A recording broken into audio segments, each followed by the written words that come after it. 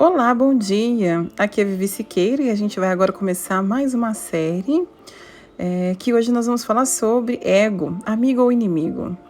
Antes da gente começar essa série que vai durar toda essa semana, que vai te acompanhar para uma descoberta em toda essa semana, eu quero convidar você a refletir sobre o que é ego.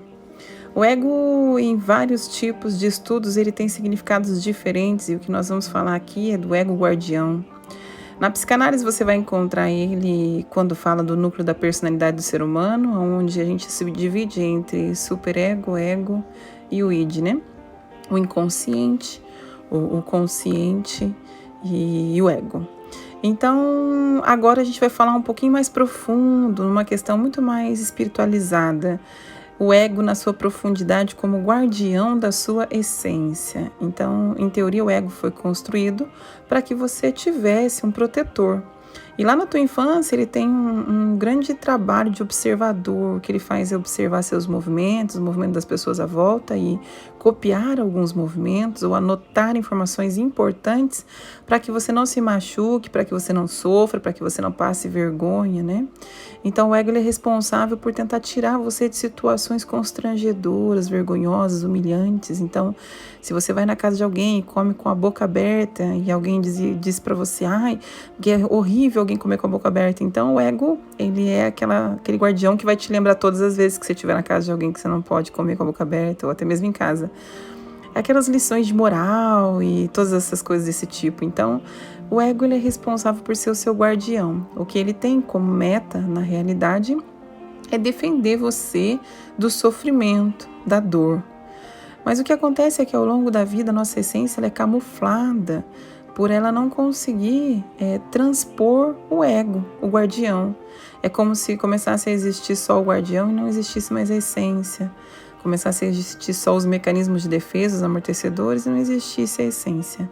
Como se a gente vivesse em função de se proteger do mundo, um lugar perigoso, hostil, cheio de pessoas más, e a gente não consegue aproveitar determinados momentos. Quando as pessoas falam em ego, a gente pode ouvir muita gente falar assim, não, tem que matar o ego, tem que anular o ego, e não. O que nós temos que fazer com o ego é conhecê-lo ou reconhecê-lo para que ele não ganhe forças em momentos em que não é necessário que ele tenha forças. Então, o papel do guardião é sempre te alertar, mas a gente precisa ser coerente com as informações que ele passa para que a gente não tenha um julgamento muito precipitado sobre determinadas situações e eventos. O que o ego faz hoje é tentar te defender, mas às vezes ele contrapõe informações de uma vida que você não vive mais, uma vida da infância ou situações de escola, né? Por exemplo, eu não falava em público porque uma vez a minha professora me xingou em público. Então, hoje você já está bem mais velho, você não é mais aquela criança de 7 anos que a professora brigou ou humilhou. E então você acaba construindo por cima dessa carcaça a sua pessoa.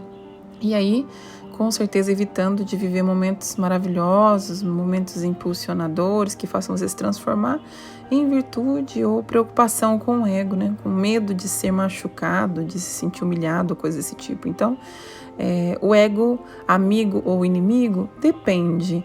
Respondendo logo de cara a essa pergunta, eu te digo que ele pode muito bem ser seu amigo se você reconhecê-lo.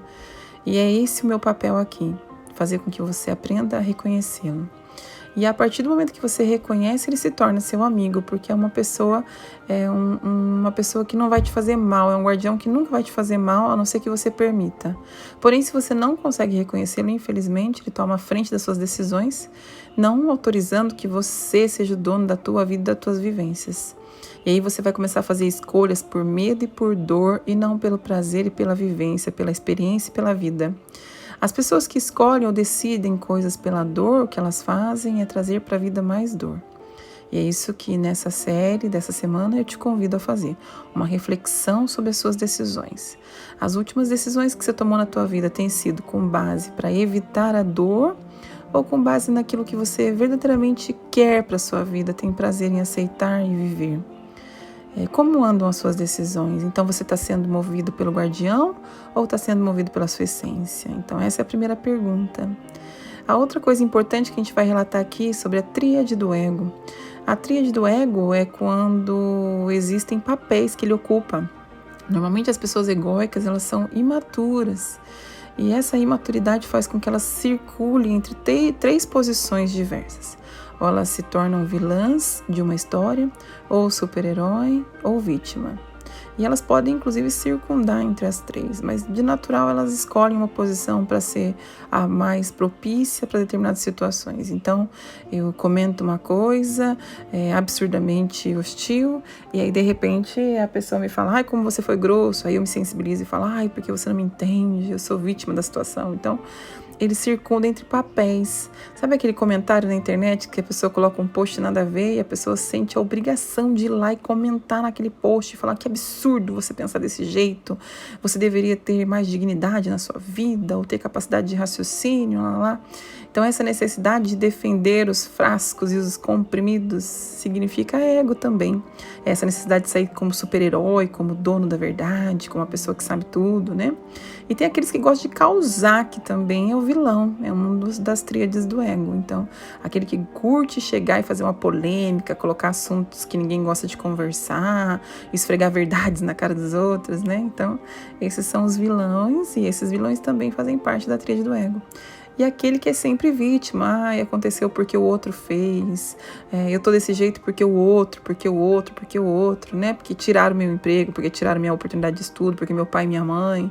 Então esse vilão também é a posição egóica, que nada mais é do que uma defesa perante a vida para que você não viva momentos vexatórios ou para que você inclusive faça pessoas passarem por momentos assim, em função de uma coisa chamada pacto de vingança, de se vingar daquilo que fizeram com você no passado. Eu vou deixar agora um áudio para você sobre o pacto de vingança, para que você comece a entender um pouco mais sobre o ego e comece a ter um pouco mais de clareza, como é que ele age na sua vida, porque muitas vezes ele é silencioso, outras muito barulhentas. Então eu te convido a entender mais sobre esse assunto que é tão importante para o seu processo de transformação. Vejo você amanhã, uma super semana para você, para sua família, para todos os seus entes queridos e não queridos, para que você fique muito bem e consiga transformar a sua vida. Um beijo e até mais.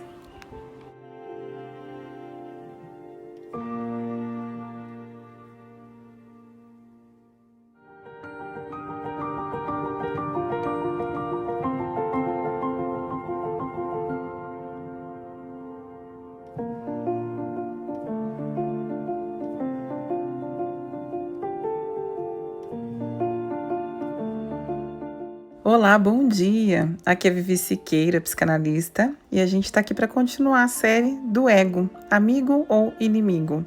A gente já citou no primeiro áudio, né, que ele realmente pode ser tanto amigo como inimigo, assim como a realidade depende dos olhos ou da lente com que você enxerga as coisas, o ego não é diferente. A realidade que você conotar para ele é exatamente a transformação que ele passa a ser na sua vida. Então, para você quer seu ego como amigo ou como seu inimigo? E se você o quer como amigo, então vamos lá. Vou te dar a dica 2 do dia 2 da série do ego. E hoje nós vamos falar sobre as mentes egóicas, né? A gente tem diversas mentes que ao longo do dia falam com a gente. É importante que eu ressalte para vocês que o ego seria o pensamento. E a partir do pensamento é que você gera uma emoção ou um sentimento. Então, é bom que eu deixe vocês muito bem frisada a ideia do que é o ego. Um pensamento vai gerar um sentimento, uma emoção que gera uma reação. Então, entendam que toda vez que existe um pensamento em você, ele é uma matriz egóica, ou seja, um doxa, uma leitura sua a respeito do mundo que você enxerga, tá? É uma opinião, não é uma verdade absoluta, não é um conceito, né? Não é um episteme, por exemplo, não é uma epistemologia. E é bom que a gente diferencie sempre isso. Que às vezes as pessoas falam, a verdade, essa é a verdade, eu estou falando a verdade. Não, você está falando a sua verdade. Porque a verdade ela tem multifacetas quando não se trata de falar de verdade absoluta ou de conceitos já pré-estabelecidos, né?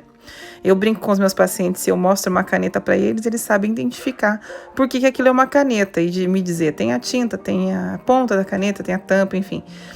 E se eu mostrar para eles uma borracha, eles sabem que é uma borracha, não é uma caneta, né? E se eu afirmar que aquela borracha é uma caneta, eu tô errada. Então, porque existem conceitos de verdade. Vocês sabem o que é um cavalo quando eu cito um cavalo, que é diferente de um unicórnio, que é diferente de uma cadeira, porque existem conceitos, na verdade. Então, isso é muito importante de lembrar, que conceitos, que é a verdade absoluta, não tem a ver com o pensamento ou doxa, a opinião que você tem a respeito de algo, né? Não importa se aquela opinião veio por experiência sua ou experiência de pessoas que passaram para você essa experiência. Então, hoje, falando da mente egóica, vamos estar sempre atento aos nossos pensamentos, né? Orai e vigiai. Vamos prestar atenção nos nossos pensamentos. Então, eu vou dar exemplo para vocês de mentes egóicas. A gente citou ontem a tríade do ego, que é ser vítima, super-herói ou vilão, que é o tipo de pensamentos, né, que vão sendo gerados através disso, a partir desses pensamentos, a leitura emocional. Então, por exemplo, como a tríade do ego vítima, nós vamos ter 2 perfis de mentes egóicas. A mente do carente, que é aquela pessoa, ai, coitadinho de mim, eu sou carente, me falta atenção, me falta amor, né? Falta que as pessoas olhem pra mim, eu quero que as pessoas gostem de mim de qualquer jeito, não aceito que as pessoas não gostem de mim. Então, esse é o carente. Ai, tá vendo? Você não é aceito, você não é querido. Então, esse seria a mente carente, né? E a partir desse pensamento, tá vendo como você não é aceito? Você gera um sentimento de rejeição muito grande, de abandono muito grande, muitas vezes de abandono nesse caso. E aí, a partir daí, você gera uma reação, que é específico daquela leitura que você está fazendo. Então, vou dar um exemplo para você. Alguém não mandou mensagem no meu aniversário. E aí, aquela pessoa é muito especial para mim, mas às vezes ela esqueceu. E ela só esqueceu. Mas, porém, na minha leitura da mente egóica, eu penso, poxa vida, ela realmente não tá nem aí para mim, não gosta de mim, coisa desse tipo. E a partir daí, a gente trabalha a mente egóica nesse perfil. Aí tem o coitado, que é coitado de mim, ó céus, ó mar, só acontece comigo, toda vez acontece isso comigo, isso é uma mente egóica também. Ai, porque sempre comigo, poxa, o mundo, né, só acontece comigo. Ai, acontece porque Deus quis que fosse assim comigo, que é assim que a vida sempre acontece comigo, ninguém me defende, então é o coitado. Esses 2 papéis, tanto carente e coitado, são do ego, posição tríade vítima. Depois a gente tem o super-herói, que é aquele prestativo, que faz tudo por todo mundo, que se acaba para poder fazer o bem pro próximo, que entrega sopa à noite na rua, porque quer ajudar o próximo, porque faz vaquinha para ajudar os outros, né? Junta dinheiro, recolhe dinheiro para ajudar todo mundo. E entendam bem que isso, se for da essência, não é um problema, mas se é do ego, machuca, porque o que ele busca é o reconhecimento. Então, o super-herói pode ser o prestativo ou o perfeito, aquele que nunca erra, que sabe tudo, que conhece tudo, que sabe toda a verdade sempre, que está sempre com a razão. E esses são as mentes egóicas de super-herói. E aí, como exemplo dessas mentes, você vai ter, você conhece tudo, você é muito honesto, você é muito íntegro, as pessoas não são íntegras como você, né? Olha como eu sou o exemplo, olha como eu sou bom, olha como eu faço bem para os outros e coisas desse tipo. E aí a gente tem a mente da tríade vilão, que é o gerador de conflito, uma das mentes egóicas, e o segundo é o coronel. O gerador de conflito é aquele que gosta de causar, que é onde tem uma opção de causar uma polêmica, lá está esse ser, essa mente egóica vilã, colocando em ação todo o seu conteúdo, né? E porque ele quer mesmo chamar atenção por causar, por ser mal, por ser tirano, por eu ser o vilão, eu sou aquela pessoa que gosta de ser indesejada, vamos dizer assim. E também o coronel, que é aquele que se impõe as suas vontades e não costuma questionar se as pessoas estão felizes ou tristes, desde que a vontade dele seja realizada. Então, eu estou no controle, eu mando, eu faço. E essas são mentes egóicas. Perfil de gerador de conflito vai lá, você deixa de ser bobo, causa lá, né? Tira um sarro da pessoa, faz ela passar por uma situação, é meio que um espírito de vingança. E o coronel eu estou no controle e eu mando. Então, eu não vou deixar que você fale assim comigo, não vou deixar que você faça assim comigo. Eu estou no controle de tudo.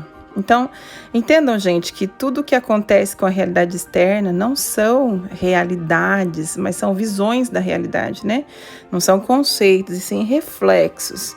E essas leituras, essas mentes egóicas, elas trabalham de acordo com as vivências que você teve ou que disseram a você, né? Se a sua mãe dizia que homem não presta, vai ser natural que a sua mente vilã venha como gerador de conflito, tá vendo? Sua mãe bem que disse que homem não presta, para poder refletir nas ações aquilo que a sua mãe falou, seu pai falou, né? Gente de dinheiro não presta, gente rica só quer saber de se aproveitar dos outros, né? E coisas nesse perfil. Então, essas crenças são geradas, são os arquivos das nossas mentes egóicas. E eu te convido hoje a fazer essa reflexão. Vivi, mas como enfraquecer essas mentes? O exercício de presença, ele é muito importante para enfraquecer. Seja onde for, você tem que parar e fazer-se presente no determinado momento em que você sentir elas falando. E elas se enfraquecem quando você silencia. Então, você está conversando com alguém, falando alguma coisa que você vê que, puxa, que besteira que eu estou falando, ou sentindo que a mente está falando com você, você para e silencia você. Escuta o que ela está te dizendo, mas não se envolve, não questiona. Deixa só ela falar e observa. Como uma criança que faz birra e você não tem ação perante ela. Estar percebendo o momento presente, saindo do piloto automático, respirando, sentindo o corpo, né? Sente o pé, sente as mãos, toca as suas próprias mãos, toca os pés, sente as pontas dos dedos e coisas assim, vai fazer com que você esteja no momento presente e saia do piloto automático, te dando então, a partir daí, o poder de decisão de ressignificar suas ações, reconhecer coisas que atrapalham você de movimento no dia a dia e a partir daí tomar decisões mais sábias com relação ao que você verdadeiramente tem interesse na vida, né? Interesse como vivência, como experiência humana. Então, essa é a minha dica de hoje sobre as mentes egóicas. Me conte se fez sentido para você, ok? Beijo grande, fiquem com Deus e até amanhã no áudio 3.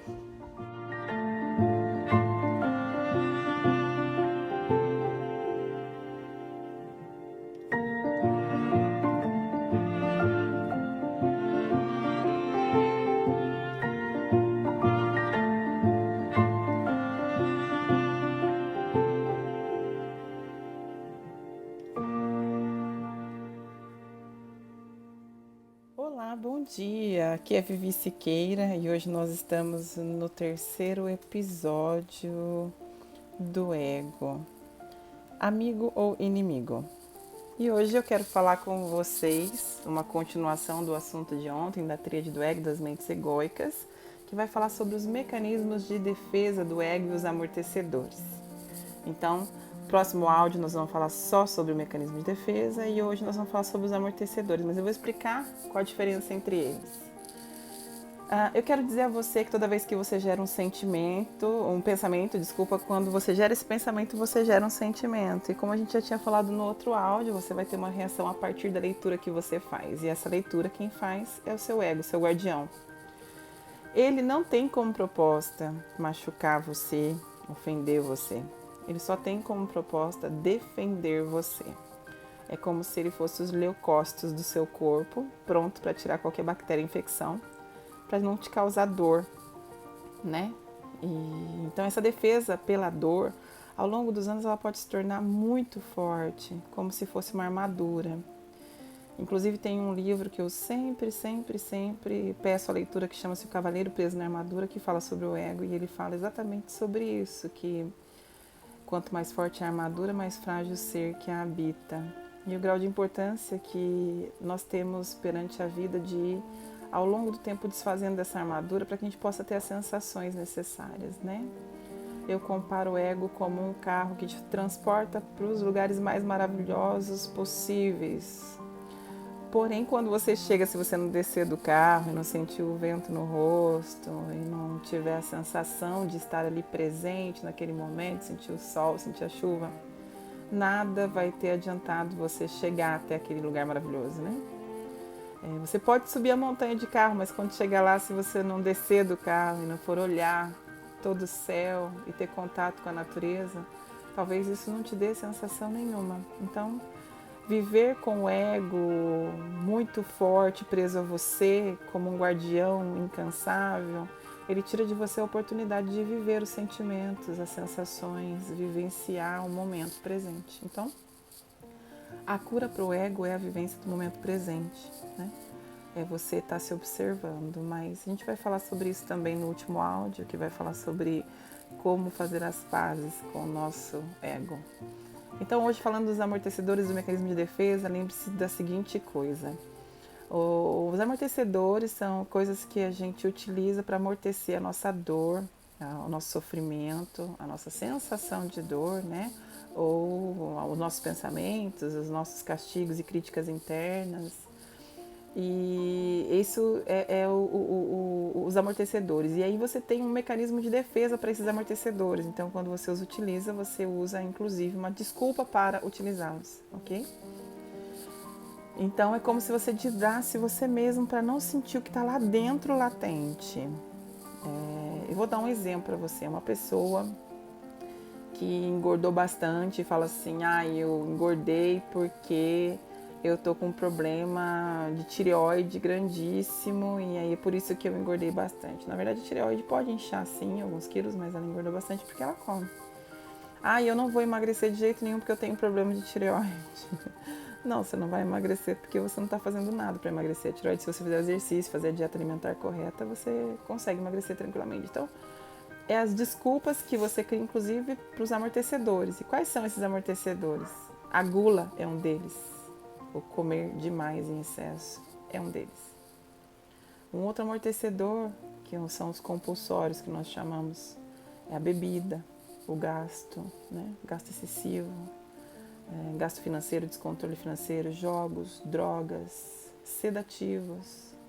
Ter que utilizar sedativo, remédio para tudo, né? Então, isso são amortecedores do ego. A mentira é um amortecedor do ego. A ira, a raiva é um amortecedor do ego.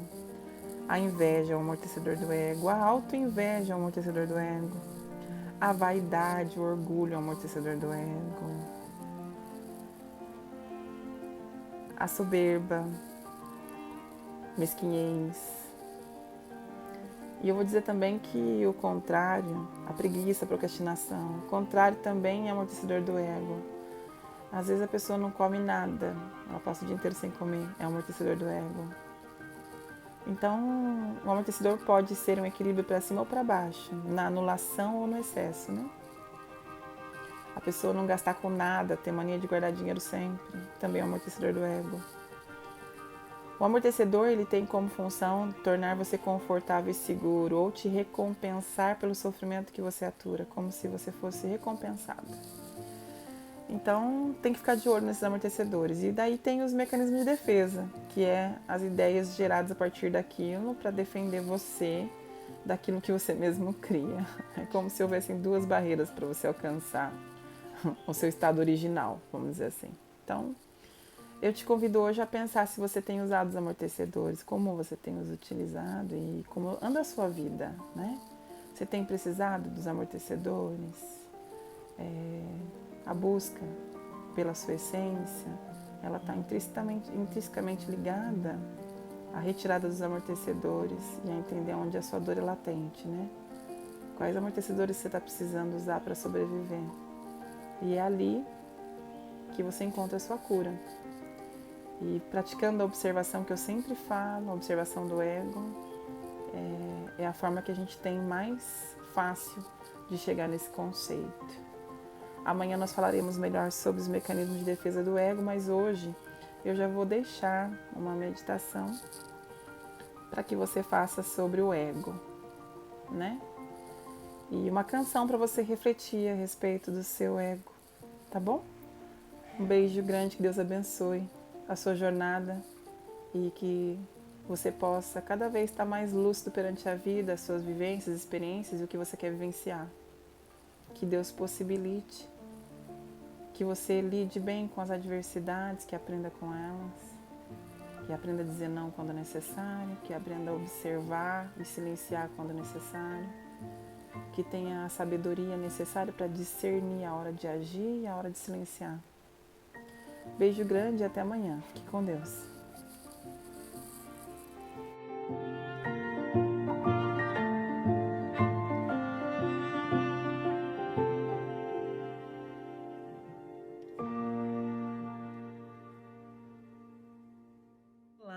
dia, aqui é Vivi Siqueira, psicanalista, e estamos aqui no 4º dia da série Ego, Amigo ou Inimigo. Eu tenho recebido bastantes mensagens me contando como está sendo a série, queria saber sua opinião, se está fazendo sentido para você. Sei que o tema é um pouco confuso, mas quero alertar vocês que no curso de autoconhecimento a gente também fala bastante sobre isso, né? Mas é importante que vocês tenham pelo menos um pouquinho de noção da existência dele, né? Um pouquinho de despertar. A partir de despertar outras coisas, se vocês pesquisarem na internet, vocês também vão achar, e são coisas bem interessantes.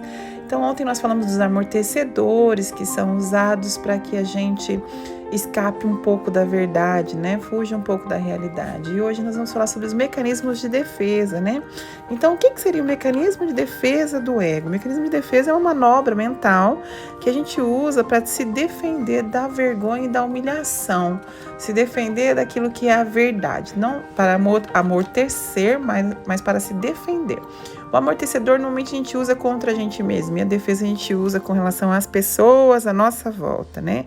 Então eu vou citar alguns deles, eu tenho até um PDF, que são os mecanismos principais de defesa, que eu vou colocar para vocês também, aqui como opção para leitura. Mas vou dizer algum deles para que vocês saibam quais tipos de mecanismo a gente tem, né? A anulação é um deles, né? Eu finjo que não aconteceu nada e anulo, né? Tipo, esqueço. Nossa, não me recordo disso ter acontecido ou coisas desse tipo. Isso é anulação. Tem a conversão, que seria quando converte para a psique, em psicossoma. Então tem alergias, doenças de pele, por exemplo, que são ligadas, são totalmente atreladas. Tudo que sai na pele normalmente é atrelado à conversão. Converto para a minha pele, para o meu tecido, para aquilo que é aparente, aquilo que eu escondo internamente, meus medos, minhas dores, minha vergonha, né? E depois tem a somatização, que é quando essa conversão se transforma numa doença, e ela se chama somatização. A gente tem o mecanismo da fantasia, onde eu crio cenários externos para me defender da realidade. Fantasio coisas, falo de coisas que não existiu, conto histórias, e muitas vezes pode ser confundido com a mentira. Mas, na verdade, a pessoa que usa como mecanismo a fantasia, muitas vezes, ela não tem noção de que aquilo é uma fantasia, uma versão da verdade que ela está querendo esconder. Intelectualização, é aquele blá blá blá, sabe, racional, quando eu não quero entrar em contato com a verdade, eu preciso colocar as teorias. Então, o curso de autoconhecimento é muito bacana para quem tem esse mecanismo de defesa da racionalização, porque ajuda a pessoa a entender melhor as teorias e, a partir daí, a baixar o mecanismo de defesa. Então, a gente tem a negação também, quando eu nego o desejo e nego o pensamento. Não, isso não tem nada a ver, não é comigo, né? Eu não tenho esse ego, imagina, eu não sou invejoso, eu não sou vaidoso, eu não tenho esse problema, coisa desse tipo. A dissociação é quando eu quero ser outra pessoa. Normalmente acontece isso depois de estresse. Às vezes eu passo por um estresse muito grande, uma perda de um relacionamento, coisas assim, e no outro dia eu acordo outra pessoa, quero usar outro tipo de roupa, quero cortar o cabelo, enfim. Então, dissociação é um outro mecanismo de defesa. Atuação é quando eu coloco um ato, uma memória, um padrão para fora, né? Seria quando eu atuo de um jeito diferente. Quando eu não quero lidar com a rejeição, por exemplo, eu atuo como sendo uma pessoa super bem resolvida, né? Ou quando faz trabalho voluntário para não olhar para as próprias culpas que carrega, né? Isso também é um mecanismo de defesa.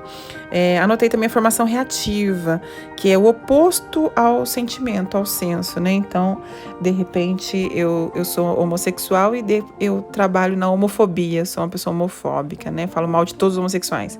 O meu desejo era me prostituir, sair com todo mundo, e eu falo mal das prostitutas ou coisa desse tipo, né?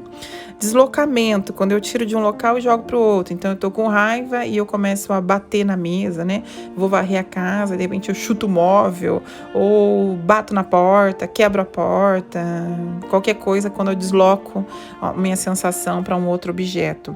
Isso acontece também com filhos. Às vezes as esposas, os maridos brigam, né, entre casal e deslocam para os filhos.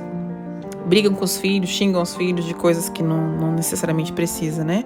Aliás, nem acho que precisa xingar um filho, mas quando acontece um deslocamento, aquele xingo é muito maior do que é o necessário, vamos dizer assim, né?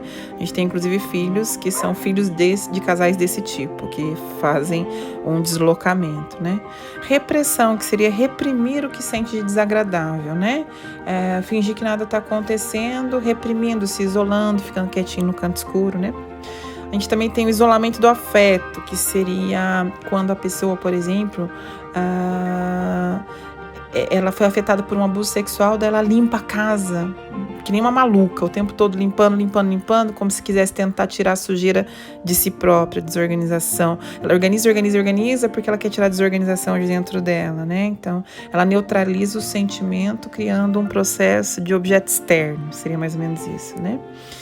Identificação com o agressor também é um outro tipo de mecanismo de defesa. A pessoa passa a agir igual ao agressor. Então, ela condena uma pessoa que foi violenta e ela passa a ser violenta também. Ela passa a fazer disso um processo de violência, né? Ela começa a ser violenta com as pessoas à volta dela. Ela começa a ser violenta com o marido, com o filho, mesmo tendo tido pais violentos e condenando, inclusive, esse tipo de situação. Então, na questão dos mecanismos de defesa principais, são esses que eu citei para vocês, né? Eu acho que tem alguns também, onipotência, a gente vê bastante, que são pessoas que têm como fantasia ser melhor e ter superpoderes, né? Ser melhor que as outras pessoas. Mecanismo de idealização, quando eu transformo os outros em ideais, sabe? Tipo fanatismo, tipo fulano de tal é o mastermind, ele é muito bom, ele é tudo de bom.com, ele é a pessoa que eu preciso ser igual, ele não tem defeitos e coisas desse tipo, né? A desvalorização também é um mecanismo de defesa, menosprezar algo porque eu não sou como essas pessoas, né? Eu desvalorizo a pessoa porque eu não sou como ela, eu acho que não consigo, não tem potencial, né? A clivagem, que é a separação do bom e do mal, também é um mecanismo de defesa. Quando eu tenho que dizer, esse é bom, esse é mal. Criar uma cisão de mundo, né? E sendo que ninguém é tão bom e ninguém é tão mal. A vida é assim mesmo, né? Introjeção também é um mecanismo de defesa. Eu passo a agir como dizem que eu sou, né? Então, as pessoas falam, como você é carente, aí você passa a ser carente. Ou, como você é burro, você passa a achar que você é burro. Coisa desse tipo. Então, esses são os mecanismos de defesa principais. A gente tem os mecanismos de defesa bons também, que eu acho que vale a pena a gente citar. São mecanismos de defesa que também são usados no dia a dia, né? Se é que existem mecanismos bons, porque qualquer coisa usada em excesso, né, vai acabar de alguma forma atrapalhando vocês. Mas antecipação, a gente quando se prepara, planeja algo, é um mecanismo de defesa para o nosso sofrimento. Mas é um mecanismo de defesa que pode te ajudar. A autoobservação, quando eu me distancio um pouco de mim para enxergar com mais clareza. Isso também é um mecanismo de defesa bom. A autoafirmação, eu afirmo o que quero, o que sou, o que faço, que daí me confere um sentimento de força, tipo, eu sou uma pessoa bacana, eu sou legal, eu sou forte, eu posso, eu quero, eu consigo, eu mereço, coisas desse tipo, né? A supressão, quando você põe na prateleira alguma coisa que você não quer mexer, mas que você sabe que existe, mas só que você está deixando de lado por aquele tempo, né? Existiram situações na minha vida, por exemplo, que eu fiz como supressão. Coisas que eu não podia mexer naquele momento, que não tinham condições de serem reparadas naquele momento, e eu deixei de lado, mas eu sabia que existia aquilo, mas estava fazendo aquilo conscientemente. A afiliação, que é quando você participa de grupos, né? Te dá um senso de pertencimento, isso também é um mecanismo de defesa bom, que pode te ajudar. O altruísmo também é um mecanismo de defesa bom, quando eu ajudo o outro com as minhas dores, né? Quando eu tenho uma maneira de doar amor e ajudar a pessoa a passar por uma dificuldade, de repente, que eu já passei, que eu tive na vida, né? Sublimação, quando eu tenho impulso destrutivo e transformo em produtivo. Por exemplo, um cirurgião plástico, que normalmente os cirurgiões, no geral, já passaram por muita agressão na infância, se tornam cirurgiões porque querem tirar essa agressividade de dentro, e são excelentes cirurgiões porque têm capacidade de gestir essa agressão, né? Então, tem esse tipo. Marcenaria é um tipo de sublimação. Música, artes, luta, né? Isso também são formas de sublimar. O humor também é um mecanismo de defesa positivo, né? A capacidade de rir da gente mesmo, de deixar leve a situação ou a coisa. Então, esses são os principais mecanismos de defesa do ego. E a gente utiliza, gente, todo o tempo todo, a vida toda. Isso não é um problema, desde que a gente tenha consciência de que eles existem. E eu te convido a refletir qual deles você usa mais, né? Qual desses mecanismos fazem mais sentido para você no seu dia a dia e entender que aquilo é uma defesa com relação ao seu ego para você não ter acesso à verdade que você sente.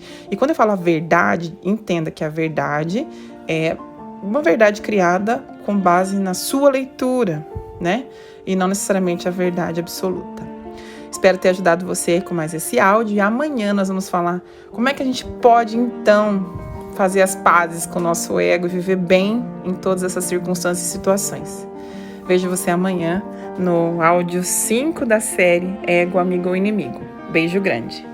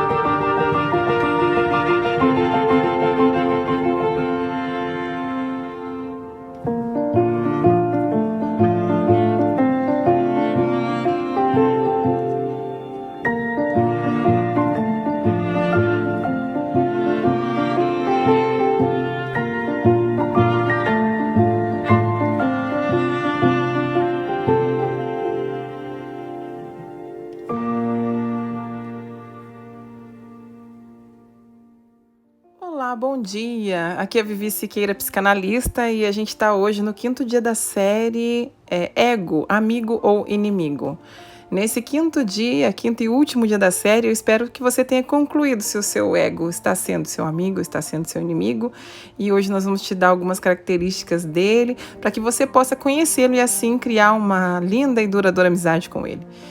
Eu acredito que a partir do conhecimento ou do reconhecimento a gente é capaz de criar grandes laços, né? Entendendo quais são as nossas fragilidades, as nossas virtudes e inclusive aceitando que elas existem, né? Até para que a gente possa modelar e melhorar. Para que você possa se avaliar melhor, hoje nós vamos falar dos tipos de ego antes de falar como fazer as pazes com ele. Os tipos de ego, a gente tem o primeiro tipo que seria o reflexo. O ego reflexo é aquele ego que você reflete de acordo com a atitude do outro. Então, se alguém vem e xinga você e te humilha, você também xinga a pessoa e humilha. Se a pessoa é boazinha com você, você é bonzinho com ele também. Então, esses perfis de ego reflexo, eles são tomados pela ideia de absorção do ambiente. Então, é natural que as pessoas com ego reflexo, elas refletem o meio. E isso é muito ruim, porque o meio controla a elas, né? Então, o segundo tipo é o narcísico. O ego narcísico é aquele que não se importa com ninguém e que se acha melhor do que todo mundo, né? Não se acha, mas tem a certeza de que ele é melhor que todo mundo. Ele é o mais bonito, ele é muito vaidoso, é uma pessoa que normalmente se veste muito bem, se arruma muito bem e se acha sempre superior aos outros, né? Dando até, inclusive, uma sensação de frieza para os demais à volta. E aí a gente tem o tipo de ego forte. O tipo de ego forte é aquele tipo de ego que fala o que pensa, impõe o que quer, né? Meio coronel. Tem um aspecto mais coronel, assim. Impositor. Inclusive, humilha as pessoas sem nem saber. Às vezes tem uma faxineira na empresa e ele trata diferente a faxineira do que trata o funcionário dele mais próximo. Coisa desse tipo, né? Ele respeita uma hierarquia e dá valor demais à hierarquia, não querendo se misturar com as outras pessoas. Então, isso a gente vê bastante no exército, é uma característica do exército, esse ego hierárquico, chama-se ego forte. Aí a gente tem o tipo de ego anulado ou anulador, que é aquele ego que se anula em função de agradar as pessoas. Então, se a gente está conversando aqui e ele, de repente, tem uma opinião sobre algo, ele não coloca, ele se anula em função de todas as pessoas ficarem bem, a harmonia do ambiente prevalecer. Então, esse é um tipo. A gente tem o ego auxiliar, que é aquele ego que depende de alguém dar a opinião. Então, tudo que ele vai fazer, ele pede opinião para alguém. Mas você acha que isso vai dar certo? Você acha, né? Então, o ego auxiliar não é de tudo ruim. Mas tem que tomar cuidado se ele deixa prevalecer só a opinião dos outros e nunca escuta a dele próprio. Mas um ego auxiliar, ele funciona mais ou menos assim, dependendo da opinião do externo. O ego flexível. O ego flexível, esse é um pouquinho perigoso, porque ele não tem uma opinião formada sobre nada. Então, a gente está discutindo aqui sobre futebol e todo mundo fala que é corintiano e que o São Paulo não presta. Pronto, São Paulo não presta mesmo. Só que daí ele vai ali na frente e o pessoal de ali é São Paulino e ele vira São Paulino. Então, o ego flexível é aquele ego que não tem uma opinião formada sobre nada e está o tempo todo mudando, como quem muda de roupa, de opinião. Dependendo com quem ele está interagindo, né? Ele pode passar de uma religião para outra, de um time para o outro, muito facilmente, de um partido político para o outro, muito facilmente. E o ego frágil, que é aquele ego que se dói por tudo, o ego do mimimi, né? Ai, que dor, ai, sou vítima, porque você me machucou, você falou isso, você passou e não olhou na minha cara, enfim. Então, esse ego frágil, ele tem uma sensibilidade muito aguçada a tudo dói muito, tudo faz mal, tudo ele interpreta de uma forma muito grande, muito potente, né? Um ego frágil. Então, essas são as características dos tipos de ego, que são em número de 7, que eu relatei para vocês, para que vocês possam entender melhor como é o de vocês. E a partir daí, como funciona então, Vivi? Como fazer as pazes com o nosso ego, já que a gente agora sabe que existe, já que a gente sabe que ele tem nome, já que a gente sabe quais são as características dele. E agora, o que eu faço, né? A primeira parte que você tem que fazer é assim, para te dar um certo alívio, é ter humildade de aceitar, né? Porque a humildade de aceitar que ele existe, a humildade de reconhecer, inclusive as fraquezas e as virtudes, as fragilidades, é despertar a consciência dos muros que a gente cria e das vozes do nosso guardião. Então, primeiro é ter humildade de aceitar e de escutá-lo, sem reagir ao externo, entendendo que isso são vozes suas, né? Das vivências que você percorreu. Não tem absolutamente nenhuma ligação com as pessoas ou com a vida delas ou com o que elas fazem. Tem muito mais a ver com a sua leitura. Então, é trabalhar a ideia do silêncio, da observação. E as pessoas às vezes me perguntam, mas Vivi, eu não consigo ficar em silêncio, não consigo praticar o silêncio, né? Vou até mandar para vocês um PDF que é bem legal sobre como fazer meditação, como ler as emoções, que é da Monja Coen, que eu gosto bastante. Vou mandar junto com esse áudio para vocês. Mas a primeira coisa é que para se praticar o silêncio requer que você tenha humildade. Humildade de não se criticar, de não ficar se acusando, a humildade de escutar a voz desse ego, tudo que ele quer é ser ouvido. E se ele for ouvido, você tem, em potencial, condição de, inclusive, acalmá-lo. É como um filho que você não escuta, e se você não escuta, os movimentos e comportamentos pioram. Então, primeiro de tudo é ter humildade para se observar, silenciar e escutá-lo antes de sair por aí atacando as pessoas com conteúdos que são seus, né? O segundo passo é trabalhar nas suas virtudes, né? Se vocês forem olhar a parte do livro dos mortos tibetanos, né?